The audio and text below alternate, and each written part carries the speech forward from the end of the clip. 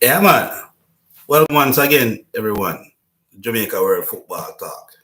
I'm your host, Shad. Yeah, I've a lot of things to talk about football tonight. Really, a lot of things to talk about in football. Yeah, there's a lot of things happened since last week, our last show, to this weekend, and things to come next week. In fact, there are a lot of games to play this week, especially in the English Premier League. But let us go down the line of our agenda with so many things to talk about. You know, most of the times when I tell people that football lives, they do not believe me. Yeah, man, when I say football lives, people do not even understand what that means. And one of the things that I wanted to talk about tonight, which goes against the show that football lives, and football will always live, Yeah, football will always live. You know why? Just think about it. Last year, around this time, we had national player Jonah Fleming going through one of the worst things that could possibly happen to him in football when he was playing in UCL. Now remember, the UCL championship was giving a lot of Jamaicans opportunity to play. Those who didn't make it to the MLS, they're in the USL. And Junior Fleming was one of the top players in that particular competition. And he was scoring goals. He was scoring goals for fun. And then lo and behold, an unfortunate situation occurred. And that unfortunate situation became the biggest controversy in football as it states in the USL Championship. In fact, he was playing for Phoenix Rising, and in a match against San Diego Loyals, he made a comment, or so to speak. He said something, he may have not said it, and it threatened to ruin his career. And the fact that it threatened to ruin his career, I think a lot of people wrote Junior Fleming off. Seriously. A lot of people thought that that was it. He definitely cannot play in any league again in the United States. And, it was a really serious case for Junior Fleming. And most of us, I can honestly say, may have thought the same as I'm speaking. But opportunities come, and this is where football lives. That FC Toulouse in League 2 football in France decided they're going to take a chance with Junior Fleming. And in my opinion, I felt that was one of the best moves that the player could have made, because it doesn't make sense to sit in the United States hoping that a team would come for you when deep down inside, no team is coming for you. And because of that, I figured, hey, why not, Junior?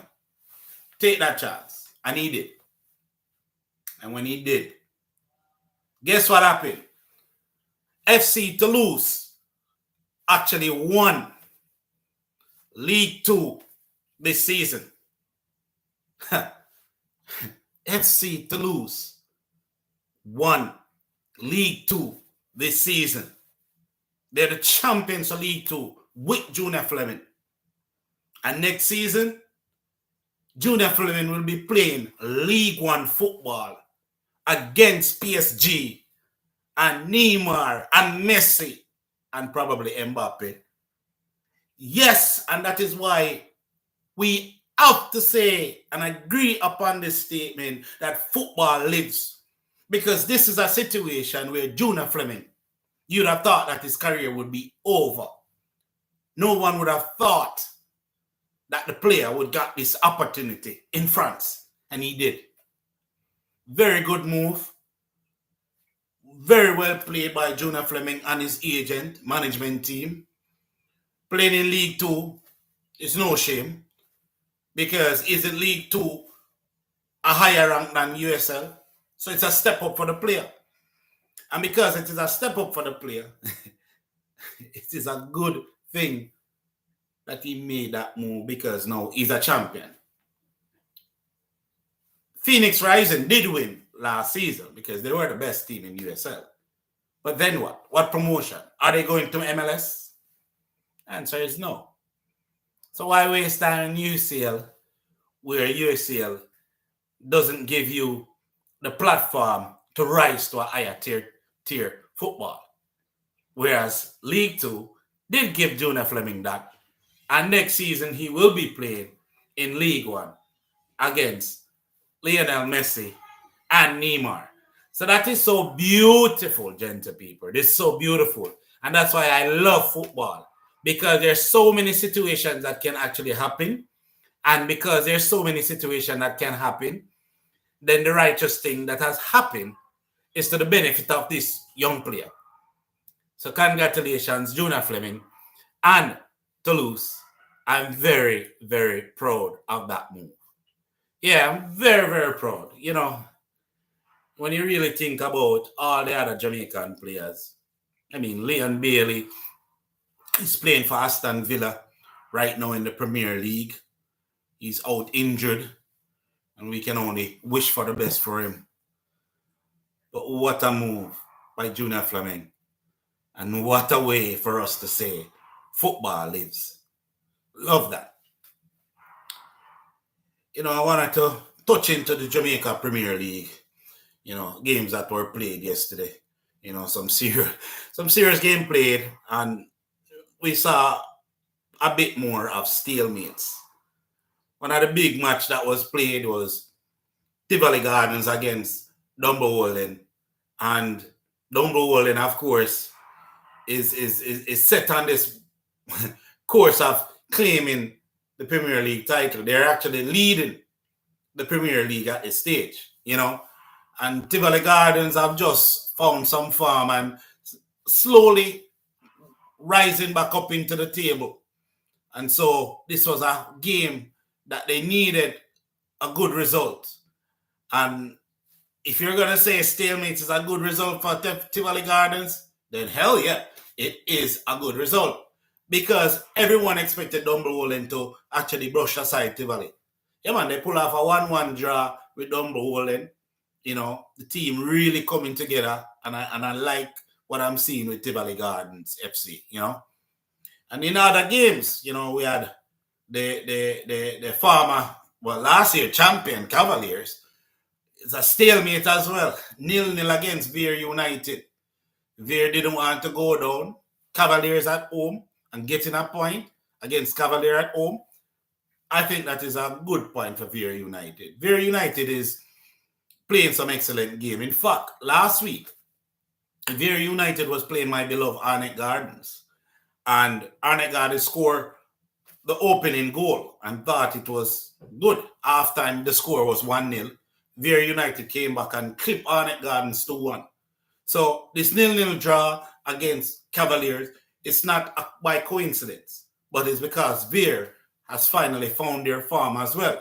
And they're looking for points, you know, and, you know, every team right now is trying to grab some points because two teams will get relegated. And when they do get relegated, they will be playing tier 2 competition next season. Yes, man. And talk about teams looking for results. Look at Montego Bay. Montego Bay United actually played the ever-rising Arnett Gardens Football Club yesterday, you know, in Moby. And Moby literally held Arnett Gardens 2-2 as well. So there's some stalemate taking place. Montego Bay needed points. They came out against Arnett Gardens. they got a point from that match. It's a good point because it's always good to get some points at this stage because the competition is fast approaching its end. And so that 2-2 draw against Arnett Gardens, good job, Montego Bay United. And guess what? Let's hope that you can use this as a platform to rise back up into the table. As I said, every single team is trying to grab points. And when I say grabbing points, even all of you who has been on a dismal form of late, blank Portmore United yesterday 2-0. Harborview United have lost about 3 straight matches and looking like a team going the opposite direction. And the bottom relegation zone is just drawing them in. And they pull off a mile upset against Portmore United. 2 big teams, them have the history, Portmore United, Harborview. But Harborview did come through, in this one. And of course, Monday Night Football is being played as we speak. And, some very good matchup taking place. I know Humber Lions are playing.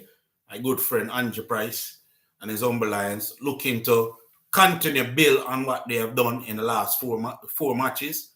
They keep on impressing and, they're putting themselves in a position where they too can challenge for the Premier League title. Hey, listen, as I said, football lives and nothing is impossible.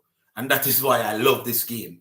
This game is a game where you can literally say to yourself, no matter what, I can get a result that I least expect. You want me to tell you a little joke? Well, there's a team in League One, a team playing to get promoted to League One. It was Bristol. And Bristol needed 7 goals to get promoted to League One competition. This actually took place on Saturday. They needed 7 goals to win. And they literally blanked the team. 7-0. Football lives. And if you thought that was funny, wait. On the same day, there was a team called Darlington who needed to score 11 goals to get promoted to League 2. And they actually blanked the team 16-0. Yes, football lives. This is what football is about. Now, call it what you want to call it. And many will call and say, that's match fixing. But I wouldn't call that match fixing. I think when you want something, you set out to get something. And coupled with that, the opponent may have injuries. And if they have injuries, they more than likely would use their second tier team to play in that match because injuries to their first team. And if a team really want to score goals, they will score goals. But it kind of sounds suspicious away. But as I said, football lives. We cannot deny the fact that this game in itself is a game where the ball is wrong. The ball is wrong. Anything can happen in a football match. I personally remembered when I was in high school and Kingston College needed 7 goals. They had to score 7 clear goals to actually qualify for the knockout stages. And Kingston College actually did it. It was amazing. They did score that 7 goal. And that gave Kingston College an opportunity to challenge some of the top teams in schoolboy football. And you know what happened? Kingston College literally won the Manning Cup. Football lives. Believe me, football lives. These are things that we might not believe would happen, but they happen. football is. Call it what we want to call it, but this is a beautiful game of football. And I love this game. Yes, man, I love this game. You know, speaking about that, first and foremost, I just want to thank the under 17 Reggae Girls. They actually was in qualification for the under 17 World Cup. And these are the young girls came out, and in their rounds of games, they put on some solid performance. When I said some solid performance, they put in some solid performance, blanking away teams that I would not even imagine they would have blanked out. In fact, in one of the tough games against Dominican Republic, they just brushed aside Dominican Republic. Dominican Republic have a solid team. Puerto Rico have a solid team. And they were just brushing them away. And doing such a good job, they actually faced the United States in a quarterfinal competition. And in the quarterfinal competition, they just came up against a very tough United States team. And of course, the United States brushed them aside 4-0. But I just felt like we have to use these platforms to thank these young ladies for giving their all and really taking the game to a next level, because we can build on this. And I think that building on this, what I'm speaking in terms of the fact that we need to get at least our platform, our program in order. We can build on this because the United States under 17 girls, they have built on their program. And so it is time for us to build on our program. Yeah. So score just came in, and Umber Lions is actually losing 1-0. So hopefully they can come back in this match, but we'll just keep you updated as the program goes on. So let's see what will happen now for Umber Lions. But as I said, for the under 17 girls, I really applaud them. I really think that they have done an extremely good job, and it is where we have to just give them a clap, because listen, the performance that they gave, it was unbelievable. They were playing some beautiful football. But as I said, coming up against a very strong under 17 girls, you know that the USA means business. Speaking of the girls, and I want to just continue, on the girls program, because we are hearing so many negative news as it relates to the senior girls team. And as I had mentioned in our last program, the girls pretty much wrote a letter to the JFF requesting for the removal of the current coach of the women's team, which is Blaine. And, my thing is that I don't want to get into it because I don't know the full 100 of it. I don't, but every time that it reaches to our senior program, for some apparent reason, we tend to have problems. We don't have the problems when we're in the regular qualifying rounds. It always seems to happen when we get to the final round. And then when we get to the final round, we tend to have issues upon issues. Issues where they can be overlooked. Because right now, to be honest, it is a distraction to what the girls are supposed to. The girls are supposed to be preparing right now. Their mindset's supposed to be focusing on how to qualify or listening to the strategy of the coaching itself. But there are always people behind the scene making things difficult for our football program. And I've seen it so many times with the reggae boys. every single time there seems to be a problem. And in all honesty, everyone seemed to want to blame the Jamaica Football Federation. And I've listened to all the stories then. I've listened to former players. I've listened to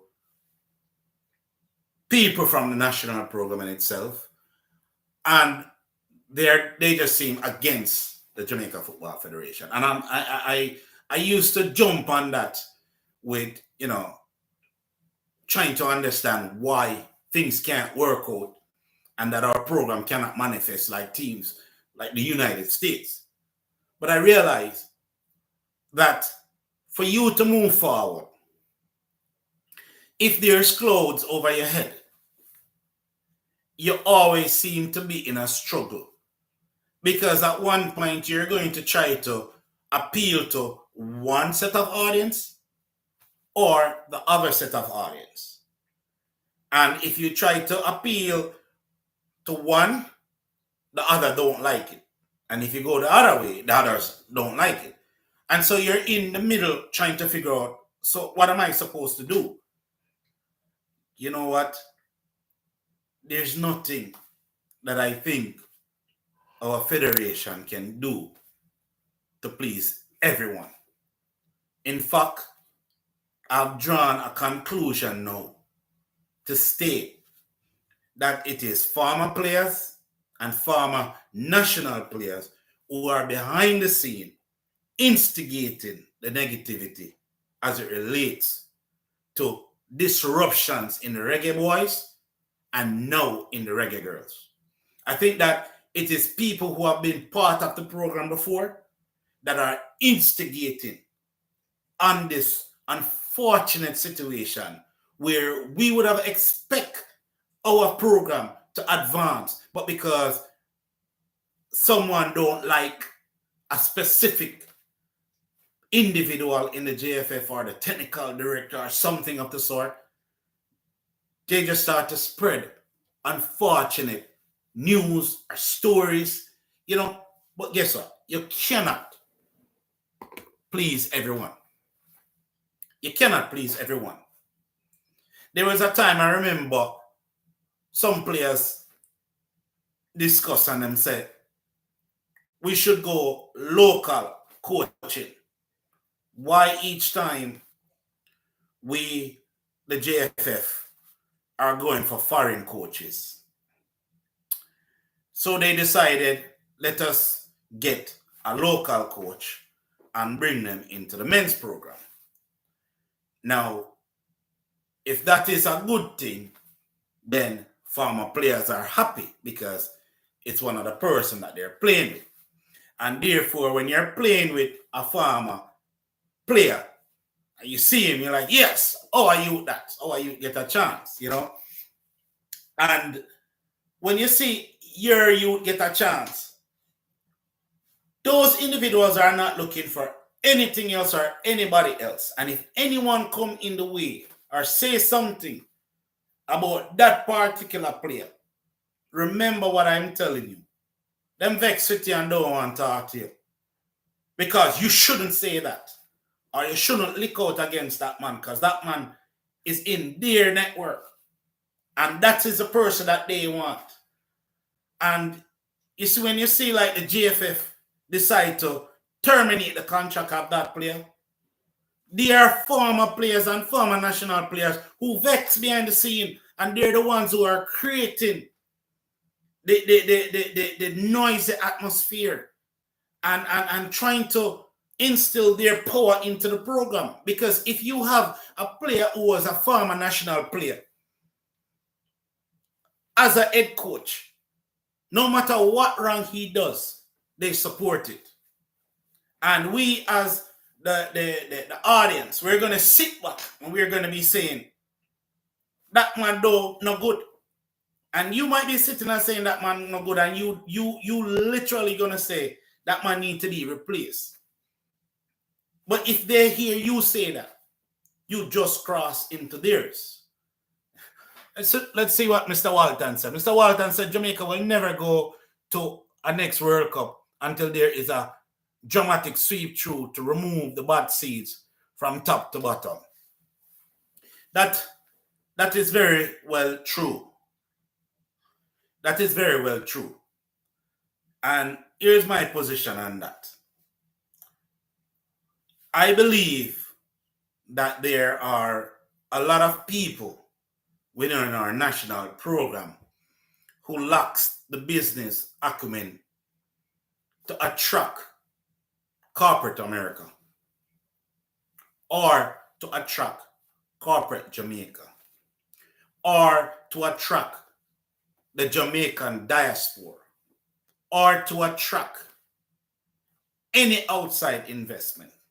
I think they lack that because we are so stuck in our one-dimensional way of thinking that if we are stuck in our one-dimensional way of thinking, there is no way it is attractive to anyone outside. In fact, a famous philosopher stated, if you continue to do the same thing over and over and expect to get a different result, then you're a damn idiot. And I see it over and over where the program, the national program, it's like every time it's the same thing. It's the same exact thing over and over.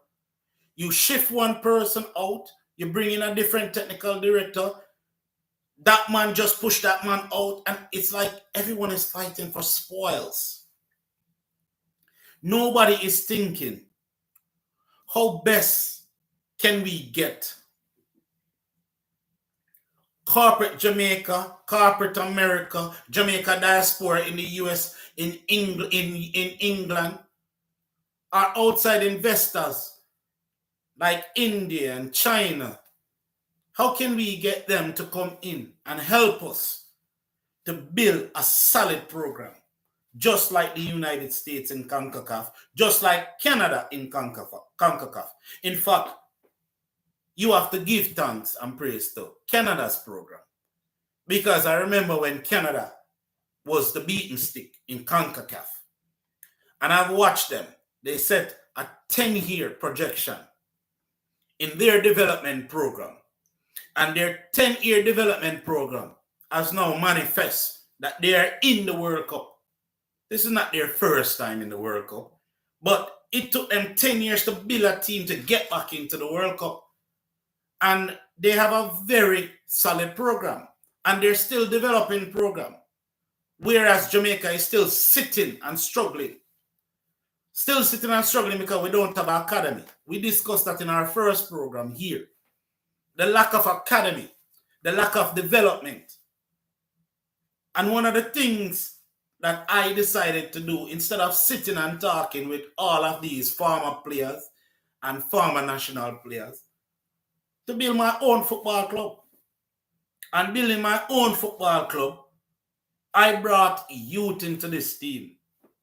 And I have youths who are 16, 17, 18, 19 years old, and they're ready to take on any challenge out there.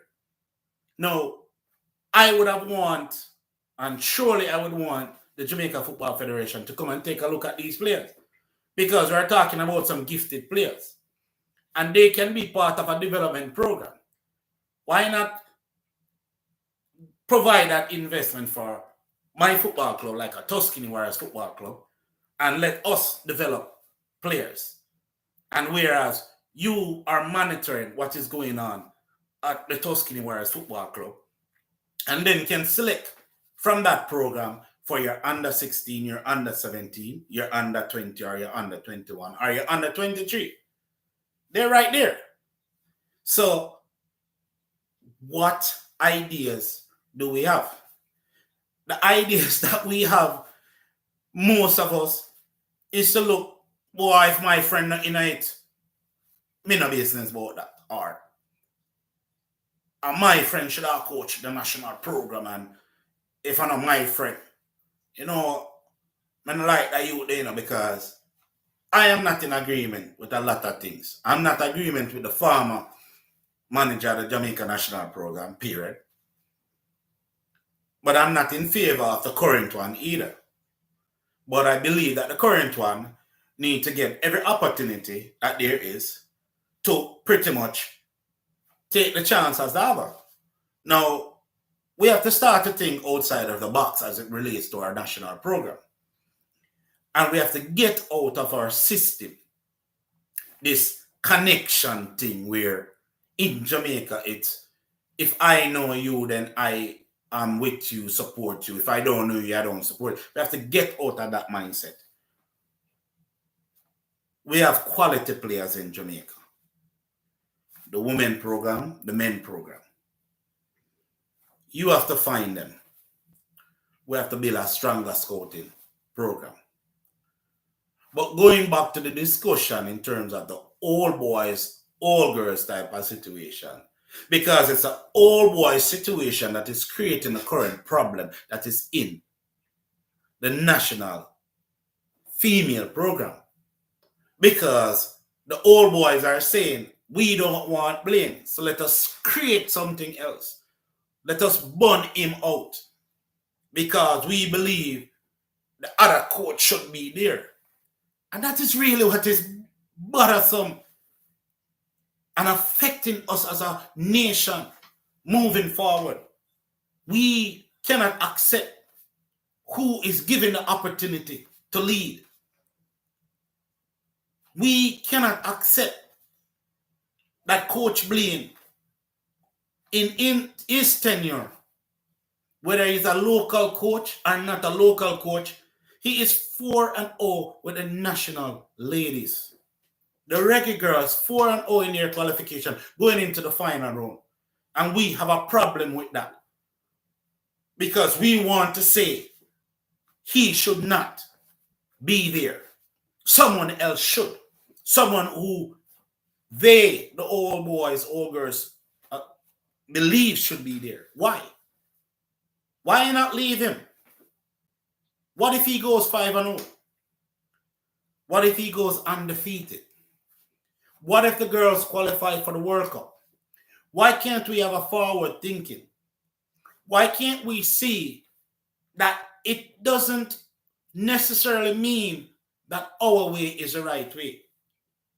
And that others might have different ideas and ideology.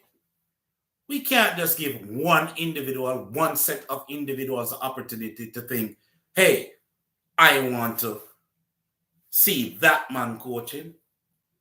We have to want everyone to get the opportunity where they too can showcase their talent. And with that,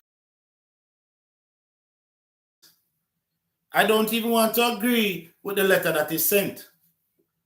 Because quite frankly, if an individual is placed in the position and is doing so well, why take them out?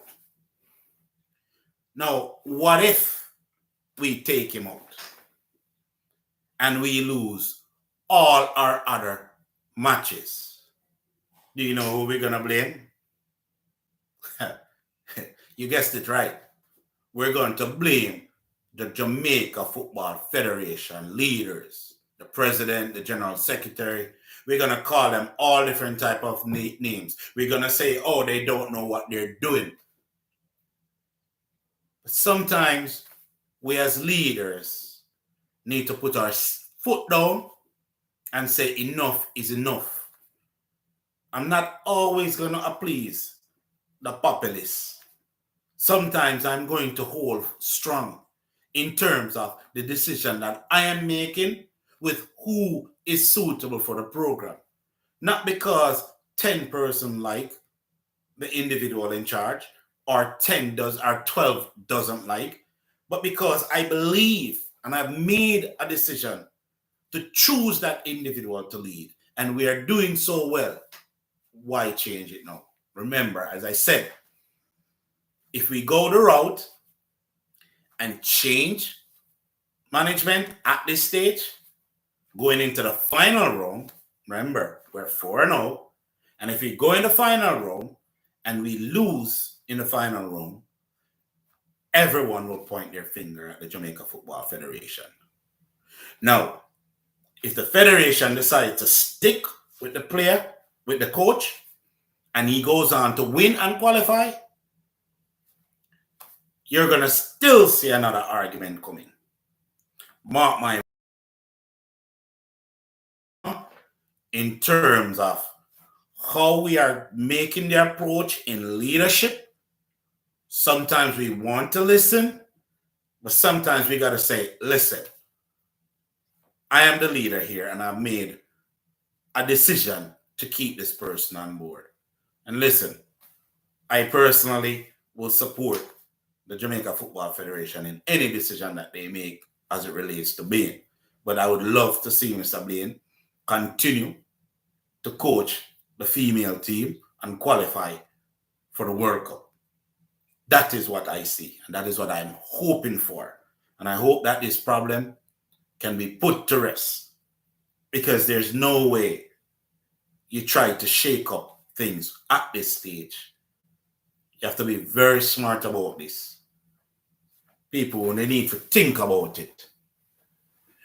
Well, you know what? Speaking about the reggae girls, one of the good things that is happening right now in reggae girls, two things to be example. Chelsea just won the women title in England. Chelsea. And if you know, there's a Jamaican, Spence, who is playing for Chelsea at this stage. She has won the women's league, Premier League. So her team actually blanked Manchester United 4-2 to claim the title. So Spence is now a champion with the women's Premier League. With that loss that Manchester United lost, guess what happened? Bonnie Shaw's team defeated Reading.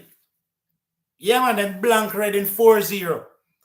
And because they have won that match and Manchester United lost their match to Chelsea, Manchester City will now get that opportunity to play in the Champions League.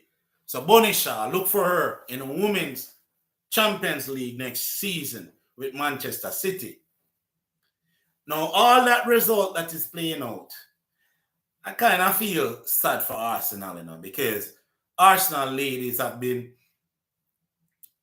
playing and winning matches throughout the entire season. In fact, they led the Women's Premier League from start all the way to now, and just got clipped over the weekend by Chelsea.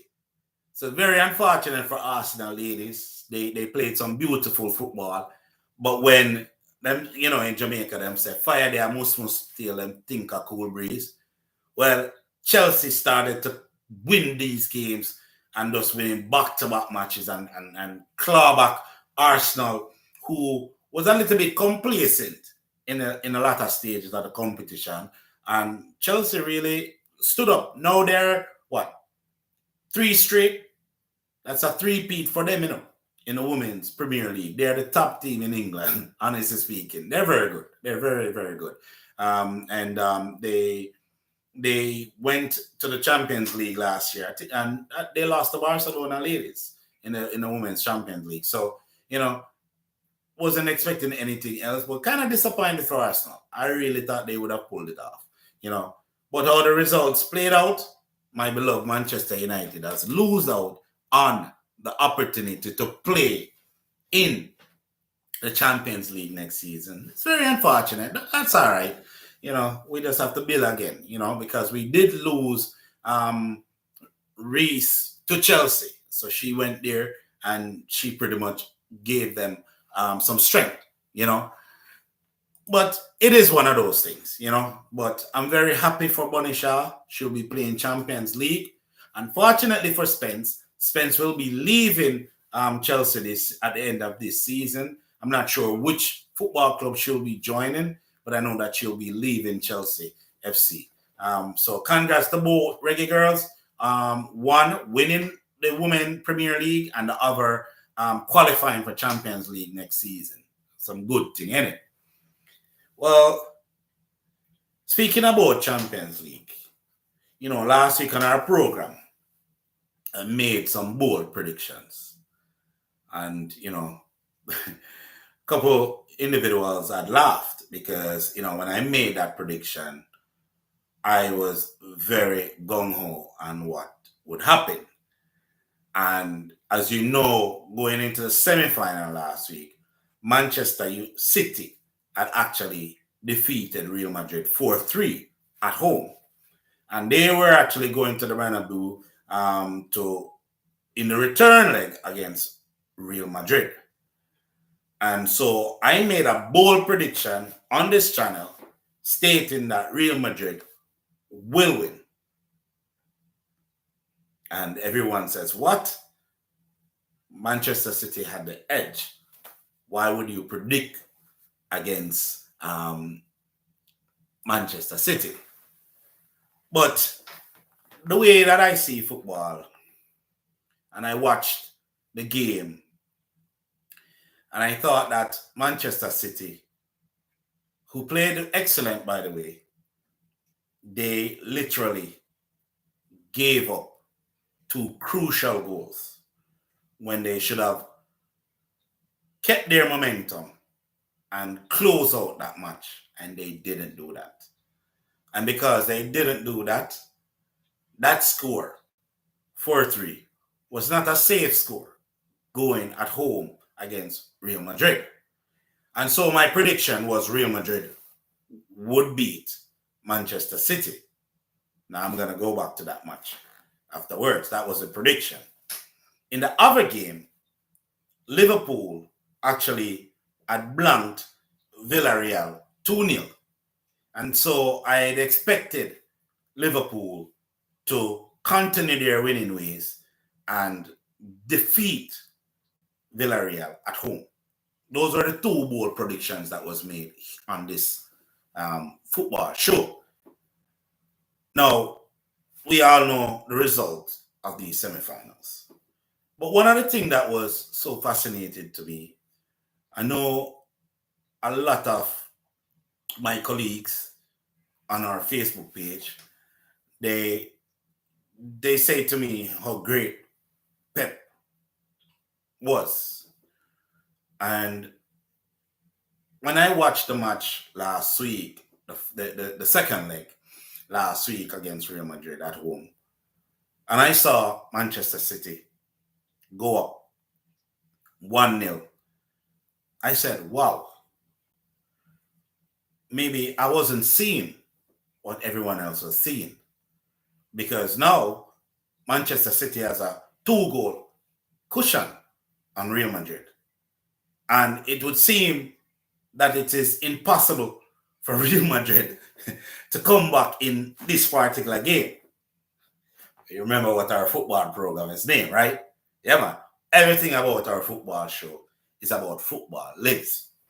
And so I had all faith in Real Madrid clawing back.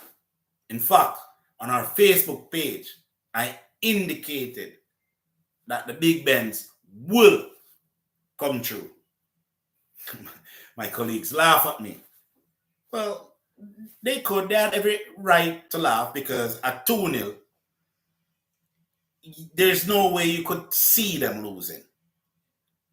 But then I saw Pep made one of the biggest mistakes in football.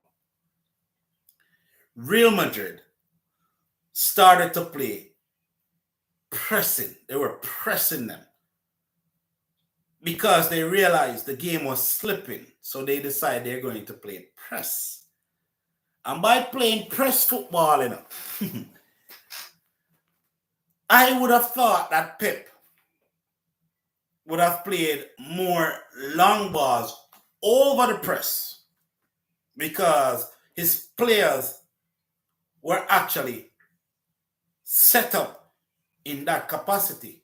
Because if you're going to impress, why still playing tiki-taka football?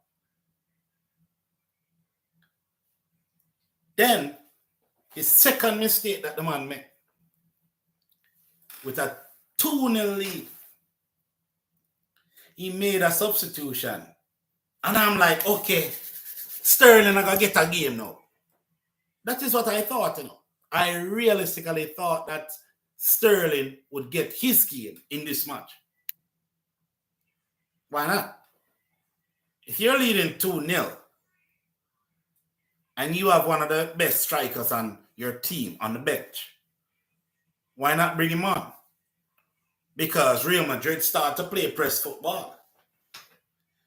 And if they play press football, you're bound to catch them on the counter. Pep did not make that decision. Instead, Pep brought on Jack Grealish.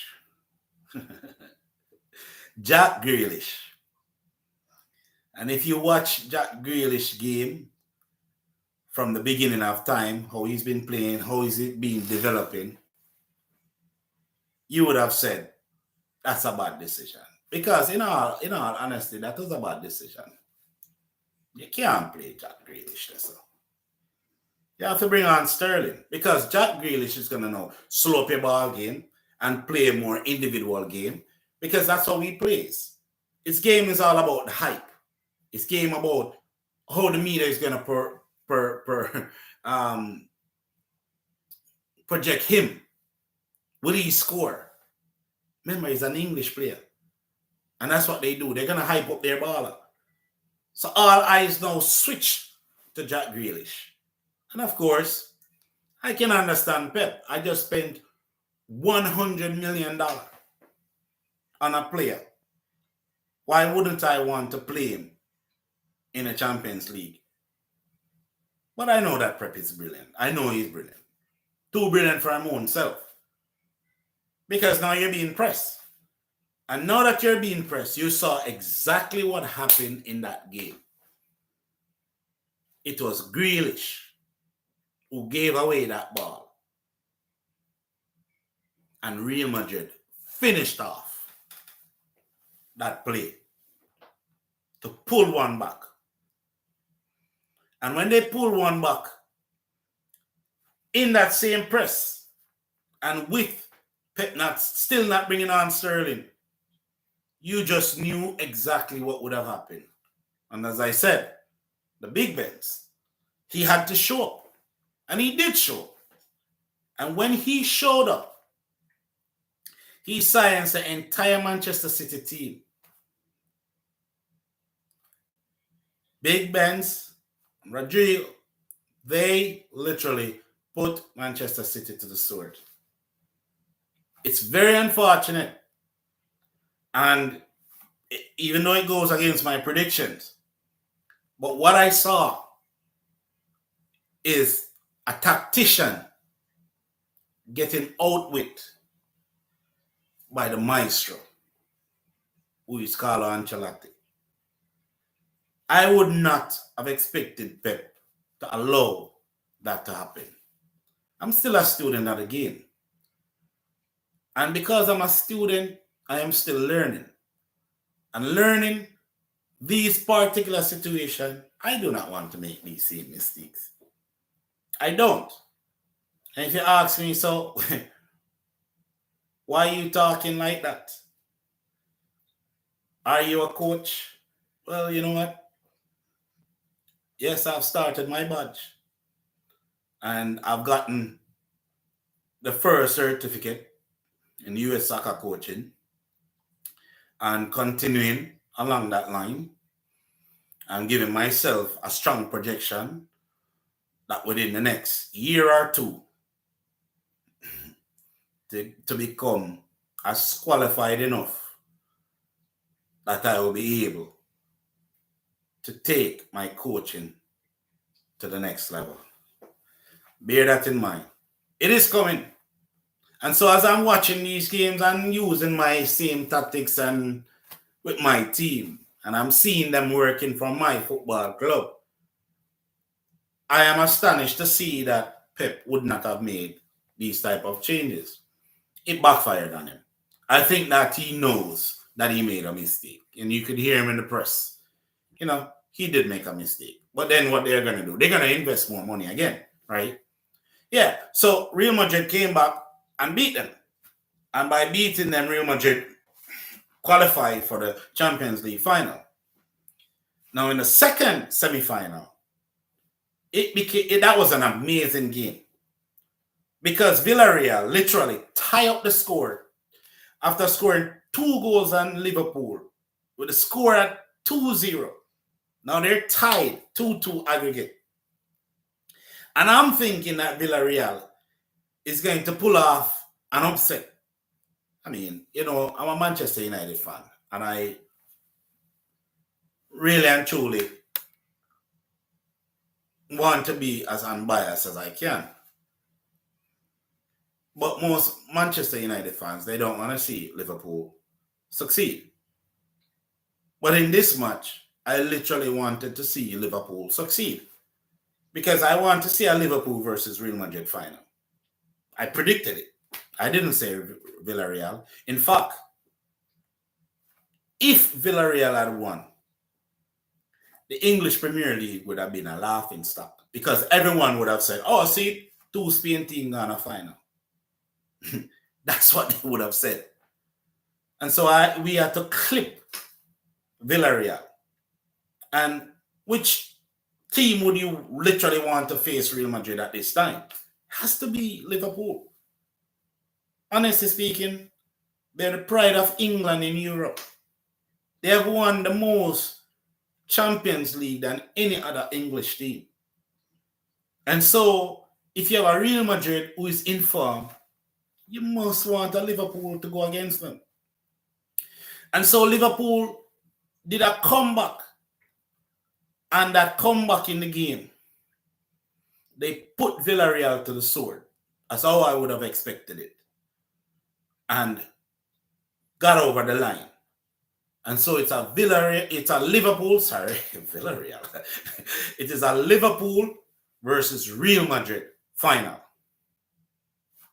So I know you're going to ask me now, who is my prediction? I have a couple of my players. They're Liverpool fans. And I see their passion in terms of the team that they support.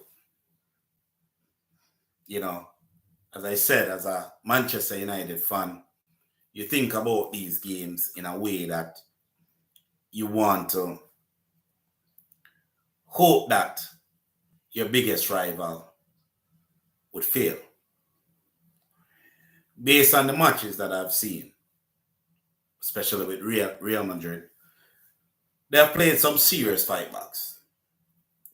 Not just the semi-final match, but also prior games. They really stepped up and really show this warrior instinct in them. I like Big Benz. And they really show that they should be in the final, honestly speaking. But when you look at the quality of football that Liverpool is playing, Mo Salah, Mane, Alexander, Robertson, Anderson. I mean, you can look at every single players that they have, and you will see some top quality players. They play press football. So we would like to see Pep press versus Ancelotti press, because I doubt Ancelotti would want to press Liverpool in this particular final. I cannot see that happening. In fact, it will not happen. But I can see Liverpool pressing Real Madrid. So this is another tactical match that is good for football. Remember, as I said, football lives. And if my comparison in terms of the matches that I've watched with these two teams, then I can honestly tell you, and I hope my football players can hear this too. I hope that my football fans on the Jamaica World Football Talk Facebook page can hear this as well. Oh man, I wonder if the guys are really listening to me now. Because I predict Liverpool to win the Champions League. They will win the Champions League by a score of 3-1. Can bank on that. Yes. And everyone might ask, why? Why Liverpool? Because I think that Liverpool's midfield is of top quality. I think they have a system that can work, and it works well. And I believe that with the manager behind this particular team, this team has no fear. Whatever the halftime talk was in the semi-final, these players reacted to Klopp. And that's what I love about Liverpool in Europe. Make it very clear.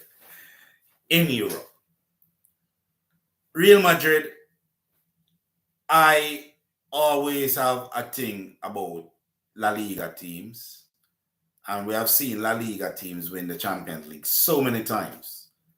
And I have a classmate of mine, oh my goodness, always bragging about La Liga. And so I will always go for an English Premier League team at all given times to defeat a La Liga team. So Chris is predicting Real Madrid 3-2 win. Well, Chris, I can tell you that your other teammates, if them ever hear what you just predict, you and them. I think that it's a good scoreline, honestly speaking. And I think that, this is football. And you cannot put aside any team and says, no, that cannot happen. And your prediction is just as good as the prediction that I had predicted. Because there has to be a rationale as to why you predict a 3-2 win. Can be a very good score line. But in my opinion, it is so difficult to see Real Madrid, after the fight that they have fought just recently, to come into a game against Real Madrid, against Liverpool, and think that they can just run riot as they just did Manchester City. I think that you're talking about two different teams and two different managers. And I think that with Pep, I think that his ego got the better of him. Whereas with Klopp, he's not that egoistic. And that is the difference between these two teams. And when you hear these fans of theirs sings, you'll never walk alone, I can tell you this much. You're in for a tough match.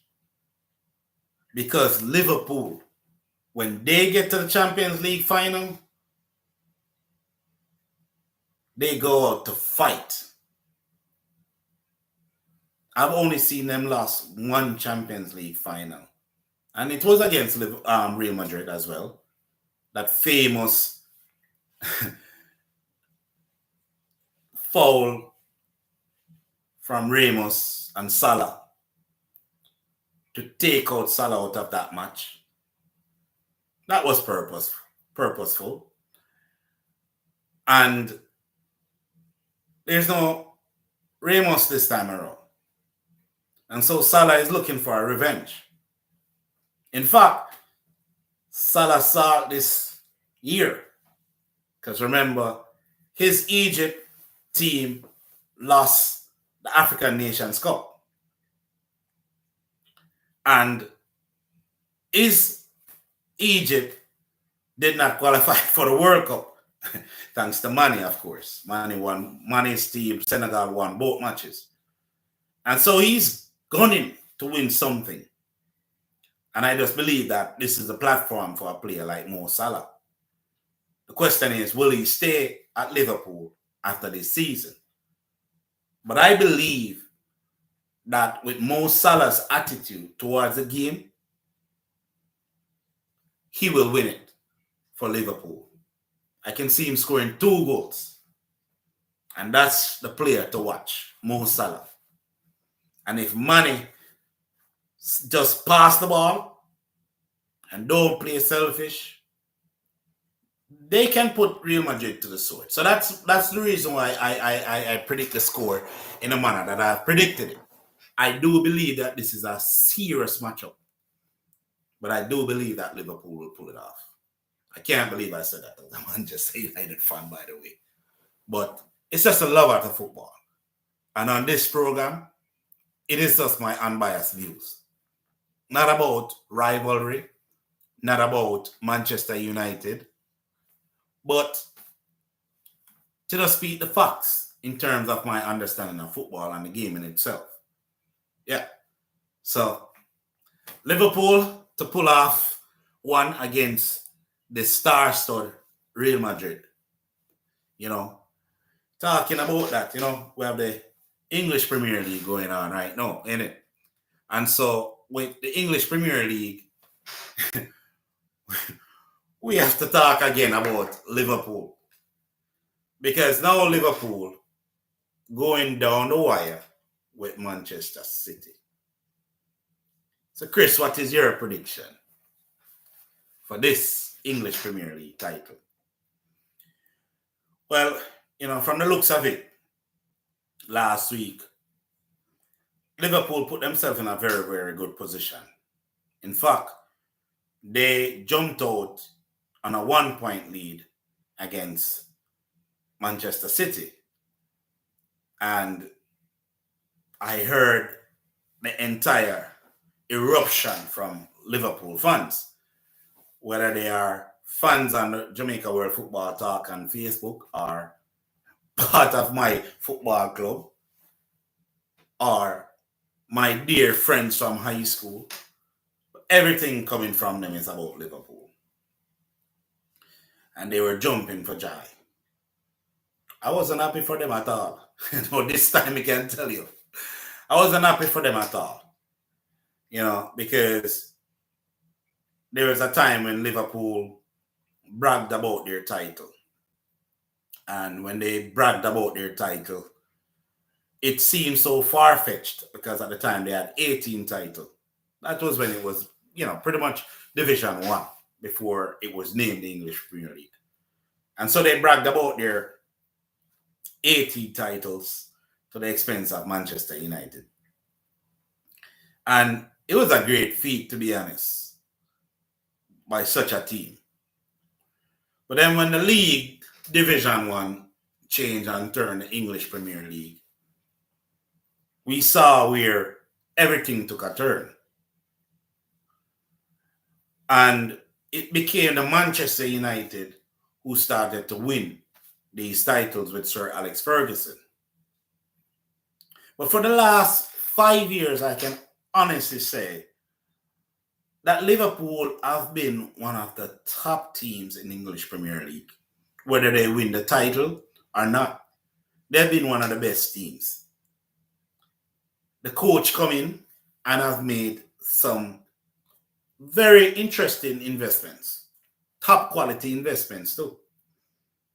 Whereas with Pep, well, for the last 5 years, we've spent probably $1 billion on players. And so his team keeps winning the English Premier League. Liverpool actually snatched one from him. So going down to the wire at this stage, and as I said last week, it was Liverpool who actually had an edge. But one of the things that Liverpool did was they made one of the biggest errors in a game against Tottenham.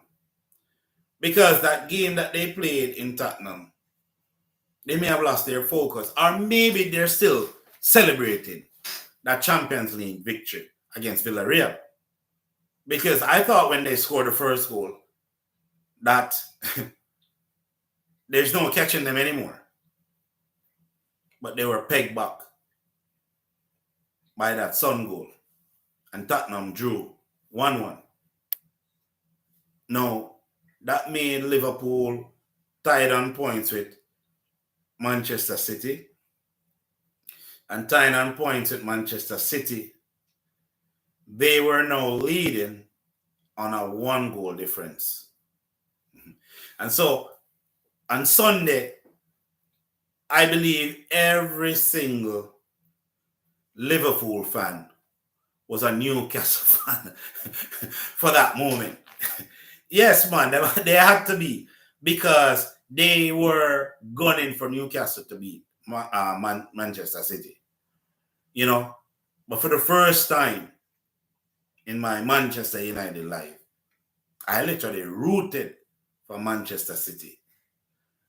And I saw Manchester City just brush aside Newcastle United easily by 5-0. So now Manchester City is 3 points ahead with a 4-goal difference. You see the logics. See, that's what I love about football. That's why I said football lives. Because a couple of weeks ago, it was Liverpool had the edge on a 1-point lead. And now this week, it's a Manchester City who has a 3-point lead with a 4-goal advantage. That's what's good about the English Premier League.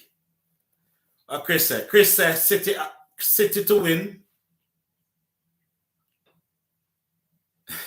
City to win, and Liverpool already won their one trophy already. I see where Chris is coming from. He must be a Manchester United fan. Yeah, so I do believe that advantage now to City, 3 points, 4 goals. It's just the ideal position that they wanted to be in. Because I just believe that they will just now cruise to the finish line. I too predict Manchester City to win the English Premier League at the expense of Liverpool. Yes, Liverpool has one of the best teams, playing some beautiful brand of football. But at the end of the day, with all the good football that they're playing, they're still second best. And that's lovely for me. Now remember, Manchester United came second last season. And we weren't playing any beautiful football. We just found some form last season and we pulled it off.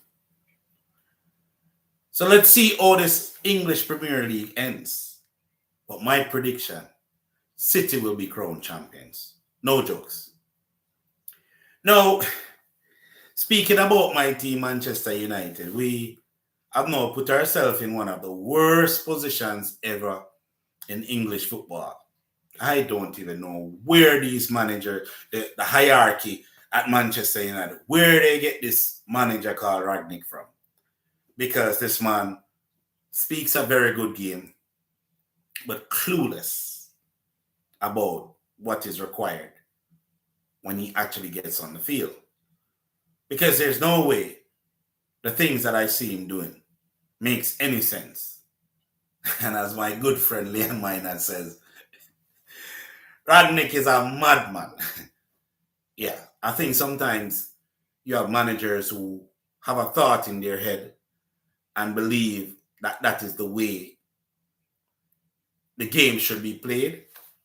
But when they put out the team out there, the reality check is this bigger than you. I wish to see the back of Rangnick. I cannot believe Manchester United was in such a good position to grab a Champions League spot, and Rangnick came and add more fuel to the fire.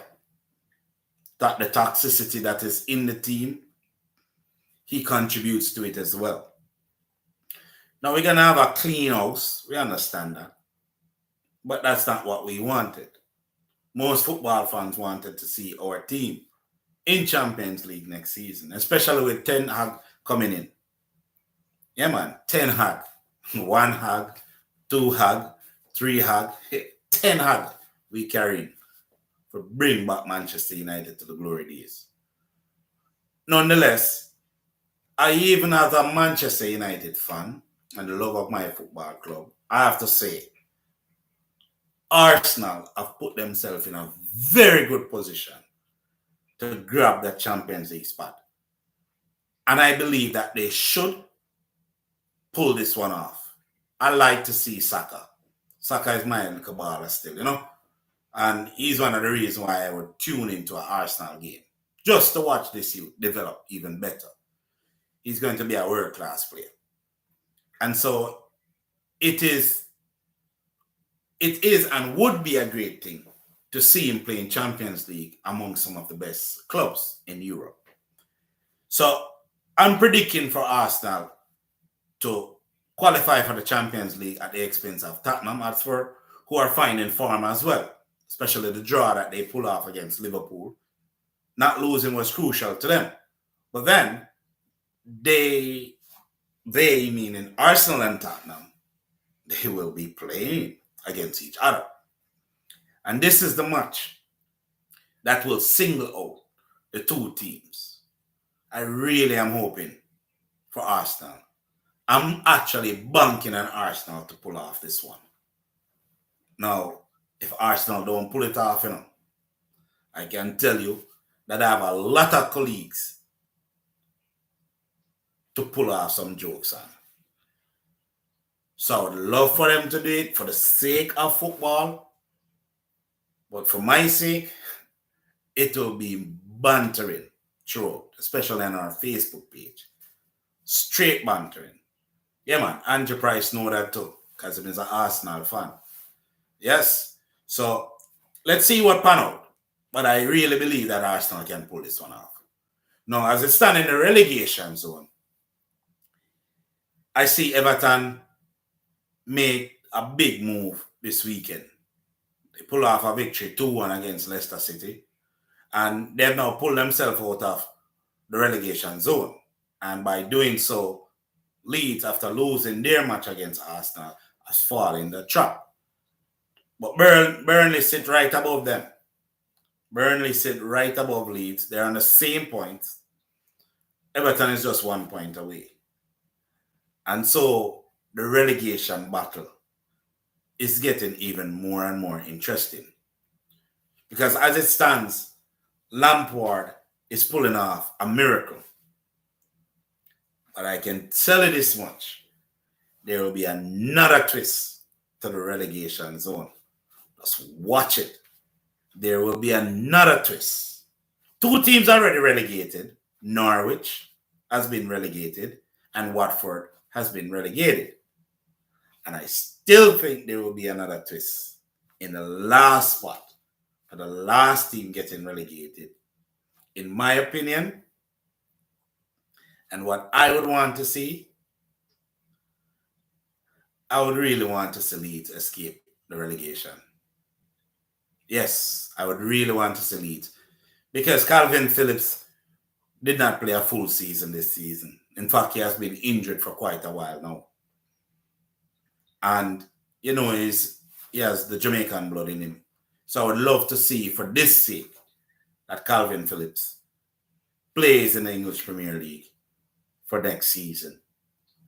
In fact, I think he's still going to play in the English Premier League. You know why? If Leeds get relegated, trust me when I say this, Calvin Phillips will end up playing for Manchester United. Yes. Calvin Phillips will play for Manchester United next season if Leeds get relegated. But I would love to see them pull out of this particular drop zone.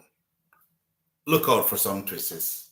And don't be surprised if Everton gets relegated. Mark my word. I want to wrap it up with what is expected in the next couple of weeks the Jamaica Football Federation has just, I've started actually to finalize on what is the national tier 2 competition, which is the league below the Jamaica Premier League. And I think that this is an awesome opportunity for teams who are not playing in the top flight to actually make a mark in terms of building for the future to get to the Premier League level. I think it's a brilliant idea, and I think that it sets the premise for younger footballers to get these opportunities to play against some of the better teams at the second level, and giving them the opportunity, at least a glance at the Jamaica Premier League. Because the two teams that are getting relegated this season from the Jamaica Premier League, they're dropping into Tier 2 football. And so the two finalists in the Tier 2 competition, they're advancing to the Premier League. We don't know the teams that are playing, but I like the idea of having a Tier 2 competition. And I think this is a brilliant idea from those who are part of the competition committee and the technical directors to formulate this particular competition.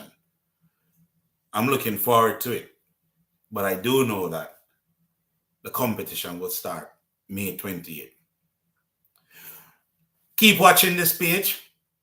We have a lot more news to share in the coming weeks. You can subscribe to this channel. We really want you to subscribe and follow us every week. We're also on Instagram, and we will go live a couple times on the Instagram page. So you can follow us there too. And of course, we're on the Facebook, Jamaica World Football Talk, where football lives. Every day is football for us. Every day. Nothing else but football. Pure football. Our TV show, every Monday, 8 p.m. US time, 7 p.m. Jamaica time. Our goal is to carry the news in the most unbiased form, irrespective of which team we actually support. So even if you see me in a Manchester United jersey, it doesn't mean that the topics will be biased towards Manchester United. We will stay unbiased, but we will carry the news and we will have our discussions on every football topic that there is. As you watch us, he will come to you live. When there is final announcements, we are following football in general across the world, and that is why we are Jamaica World Football Talk. In fact, Pep Guardiola wanted Paul Pogba at Manchester City, but I doubt that will happen. Those are the news we want to carry for you. Haaland, on the other hand, will be heading to Manchester City. Those are the news that we want to carry for you. Yes, Mbappe, he's saying that he wants to stay at PSG. Chances are he will end up at Real Madrid. Those are the news we want to carry. So on this page, it's all about football. We want to hear from you. Always join us, listen to our program, and always put into your comment. We will read out your questions and your points. But we want to thank you. Thank you for watching this program. It is a pleasure to have you. Have a good night. And again, remember, football lives. One love.